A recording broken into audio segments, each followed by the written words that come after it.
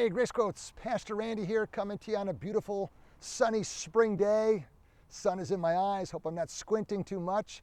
But today's video quote comes from D.A. Carson, a great book, The Difficult Doctrine of the Love of God. And he says this on page 67. Wrath, unlike love, is not one of the intrinsic perfections of God. Rather, it is a function of God's holiness against sin. Where there is no sin, there is no wrath. But there will always be love in God. Where God in His holiness confronts His image bearers in their rebellion, there must be wrath, or God is not the jealous God He claims to be, and His holiness is impugned. The price of diluting God's wrath is diminishing God's holiness.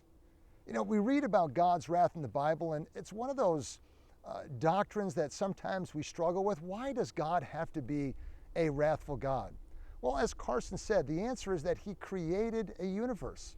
And He created this universe that we might find our joy in Him, that we might love Him and honor Him. And He's given us a law that we might obey that law. And though God has clearly revealed Himself, not only in conscience, but also, as it says in Romans 1, in creation, by displaying His invisible attributes and His eternal power, whereby all people are without excuse, we've chosen to ignore this God. We have not only just rejected God, but we've created substitute gods. We've created false gods, idols that we've chosen to give our allegiance to. But God is a loving God and a merciful God.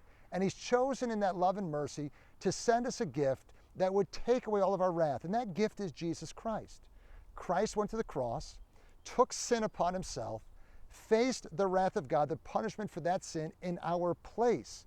Jesus has removed the sin and enabled us to have a relationship whereby we might just simply experience the love of God. But even that, the gospel message, has been treated by many people as being unworthy and unnecessary of their deepest affections. So again, what is God supposed to do? Ignore violations of His law, which are violations of His character? If God did not punish unrighteousness, we'd have to discard our concept of a moral universe.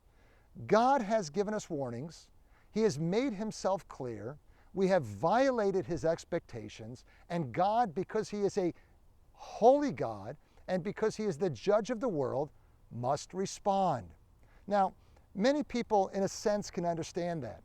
But the trouble they have is saying that God's wrath is disproportionate to our offenses. Now, I'm not advocating this, but you must realize that the person we sin against, okay, that person that we sin against is always directly proportionate to the sins that we commit. So if I punch a pillow, probably no consequences. If I punch the family dog, not advocating any of this, greater consequences. If I happen to strike a family member, much greater consequences. If I hit a police officer, again, greater consequences. If I happen to hit the President of the United States, of course, even greater consequences. Again, sin is directly proportionate to the person we sin against. So when we sin against a God who is not only eternal, but also infinite, there must also be eternal and infinite consequences. But if you're in Christ, rejoice in this fact that Jesus Christ has propitiated God's wrath. He's removed it. He has taken it away, whereby you as a Christian will experience nothing but the love of God. Scriptures say that we are not destined in any way for God's wrath. Thanks be to Christ, who removed that wrath at the cross and has allowed us to experience nothing but the greatness and fullness of God's full love. May God bless you this day. Thanks for watching.